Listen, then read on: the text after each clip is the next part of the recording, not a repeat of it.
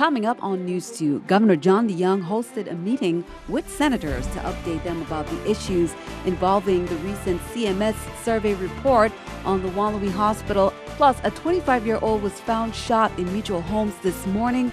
Police continue to investigate.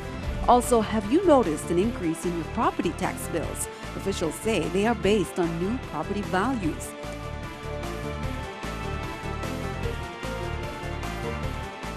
Hello, welcome, and thanks for joining us on this edition of News 2. I'm Sandra Singh. Topping our newscast tonight, Governor Jongh met with senators Tuesday night to talk about the challenges facing the Juan F Hospital and the threat of its decertification.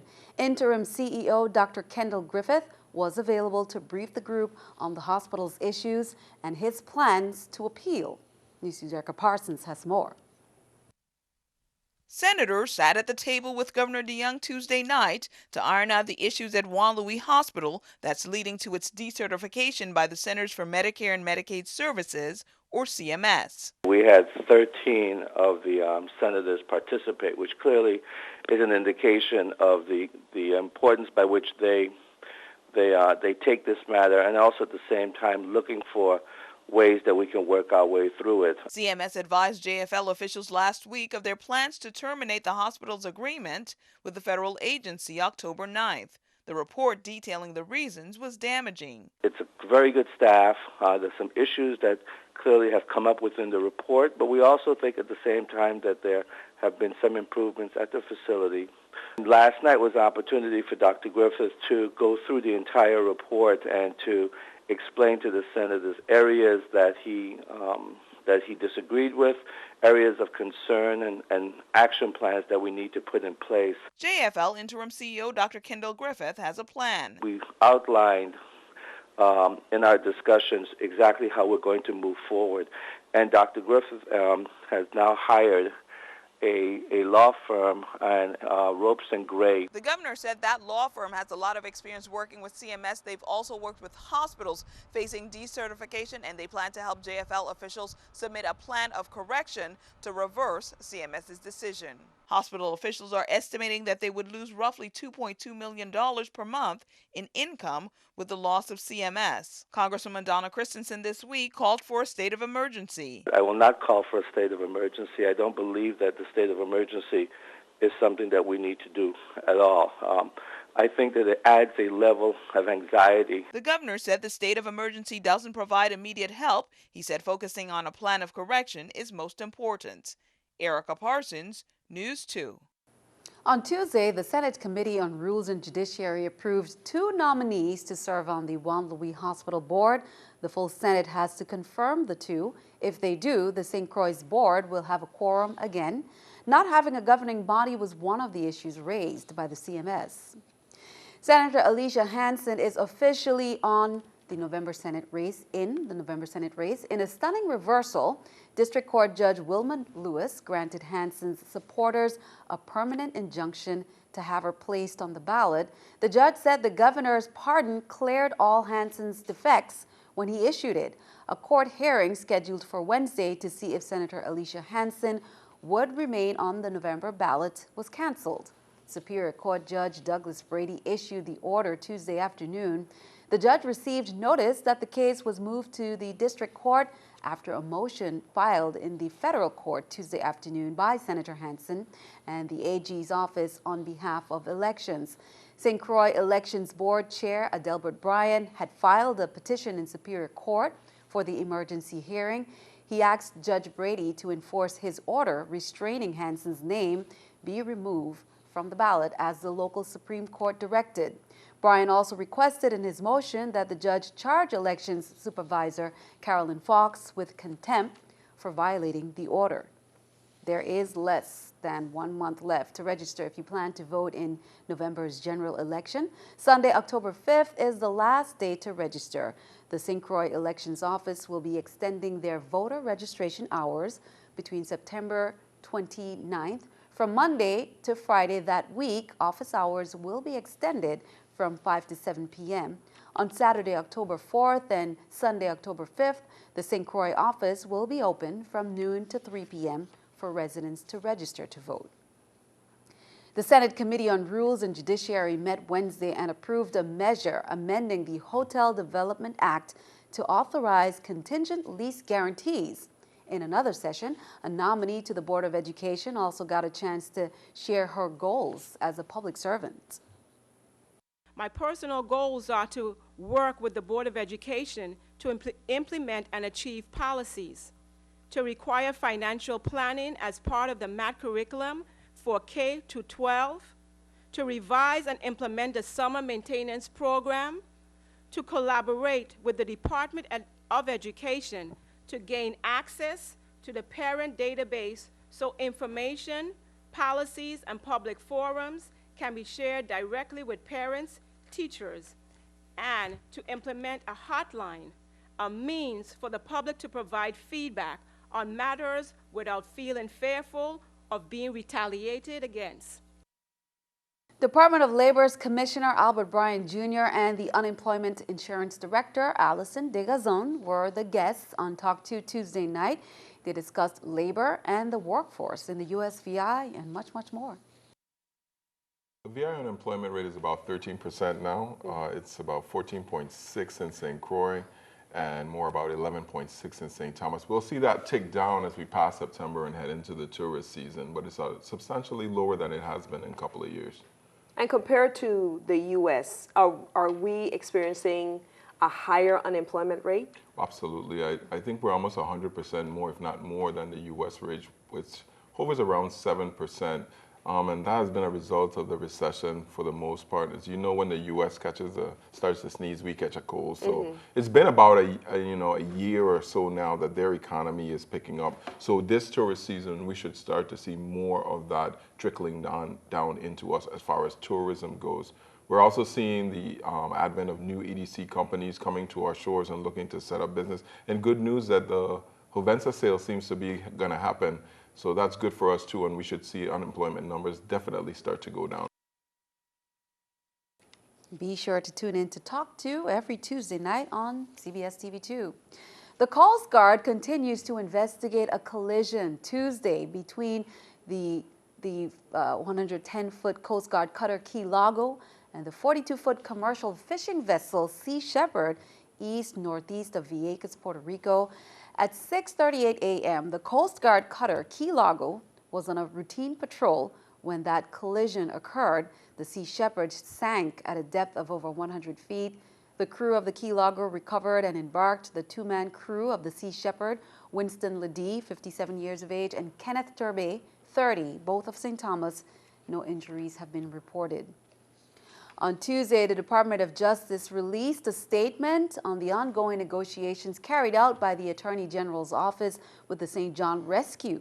The purpose of the negotiations is to put in place the necessary protocols as they look towards St. John Rescue's role in assisting the medical examiner's office in transporting bodies of deceased individuals that are found on the island of St. John.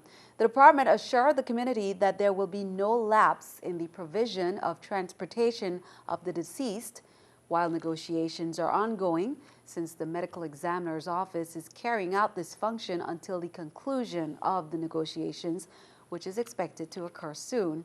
The community is reminded that if you discover the body of a deceased individual, you should call 911, the police department, or the medical examiner's office. Well, police are asking for information about a drive-by shooting incident that put the public at risk. Police say the incident happened just before 2 p.m. in Williams Delight on Tuesday. Witnesses in the area said that they saw a green vehicle fleeing from the area while shots were being discharged. 2 vehicles sustained gunshot damage. However, no one was injured.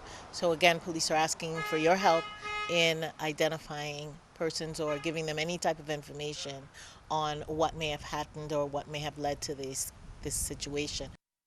Meanwhile, St. Croix police are trying to solve an early morning murder. A 25-year-old man was killed Wednesday morning near an apartment building in Grove.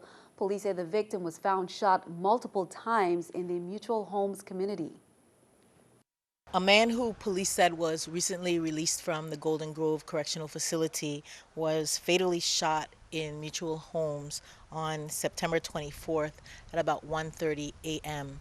Police identified the victim as 25-year-old Miguel Rivera. His unresponsive body was found outside of the area of Building 24 on September 24th, and at this time, police are still investigating this case.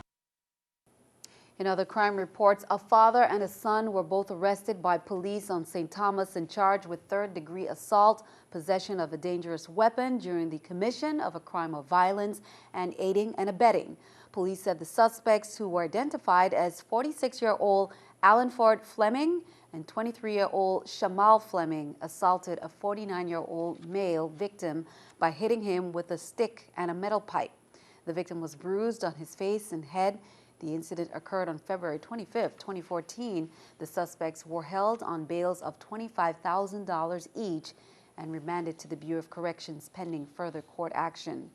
Turn our attention overseas. President Obama made his case to world leaders for the campaign against ISIS, and his words were blunt. The only language understood by killers like this is the language of force. So the United States of America will work with a broad coalition to dismantle this network of death.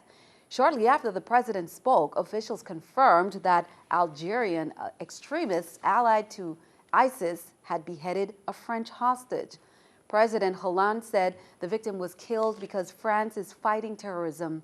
U.S.-led airstrikes continued over Syria and Iraq for a second day. Keeping our eye on the economy, BP will not get any of the money back that it paid to businesses because of the 2010 Gulf oil spill. The ruling came from a federal judge who says BP must stick to a settlement reached with companies who said the spill hurt their businesses. BP had argued the compensation formula was flawed and they should get their money back. Here's a look at the New York Stock Exchange with our stock market watch. The Dow, Nasdaq, S&P all up. The Dow 154, Nasdaq 46, S&P 15. Coming up on News 2, a new way of calculating property taxes is causing concern for some property owners. The tax assessor's office helps clarify the new tax rates.